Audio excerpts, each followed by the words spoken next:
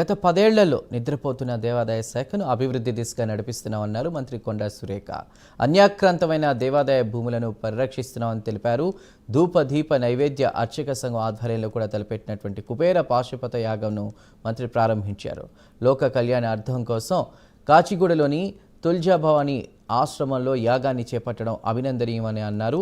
సకాలంలో వర్షాలు కురవడానికి ప్రజలు ఆయురారోగ్యాలతో ఉండేందుకు ఇలాంటి యాగాలు ఎంతో అవసరమని మంత్రి తెలిపారు.